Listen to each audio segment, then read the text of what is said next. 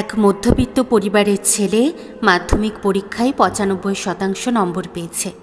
বাবা মার্কশিট হাতে নিয়ে আনন্দে চেঁচিয়ে বললেন, ওগো শুনছো, পায়েস বানাও, আমি রসগোল্লা আনছি।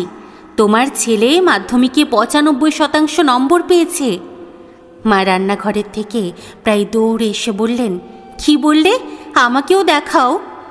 ছেলে মাঝখান থেকে ফট করে বলে উঠল, বাবা, মাকে রেজাল্ট দেখিয়ে কি হবে? মা কি লেখাপড়া জানে? মা তো আঙুল ছাপ, নিরক্ষর, মার্কশিট তো পড়তেই পারবে না।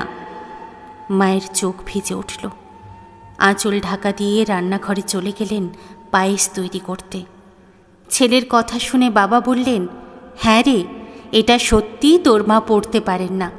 আর শোন, এটাও সত্যি যে তুই যখন তোর মায়ের গর্ভে, তখন তোর মা দুধ খেতে পছন্দ না করা সত্ত্বেও শুধু তুই যাতে সুস্থ থাকিস তাই ৯ মাস প্রতিদিন দুধ খেত, শুধু তোরই জন্য।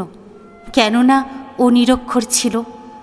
সকাল ৭টার সময় তোকে স্কুলে যেতে হবে, তাই তোর মা ভোর ৫টার সময় ঘুম থেকে উঠে তোর পছন্দের জলখাবার আর টিফিন তৈরি করত, কেননা ও নিরক্ষর ছিল। যখন তুই রাতে পড়তে পড়তে ঘুমিয়ে পড়তিস, তখন তোর মা তোর বই খাতা তোর ব্যাগে সাজিয়ে রেখে নিজে শুতে যেত, কেননা ও নিরক্ষর ছিল। তোকে ভালো কাপড় জামা জুতো দেওয়ার জন্য আমাকে জোর করত, আর নিজে ২টো শাড়িতে বছর পার করে দিত, কেননা তোর মা নিরক্ষর ছিল।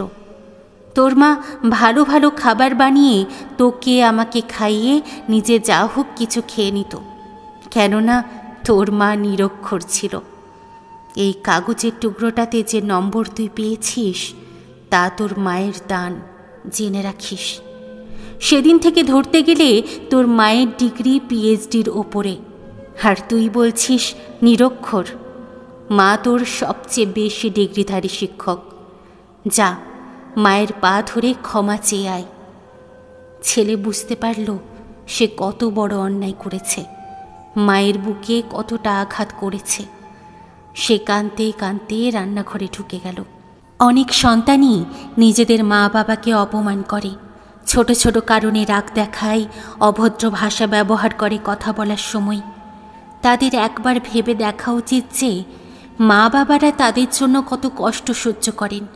নিজেদের ইচ্ছা অভিলাষ জলাঞ্জলি দিয়ে সন্তানকে মানুষ করে তোলেন। সন্তান প্রতিষ্ঠিত হলে তারা কত খুশি হন।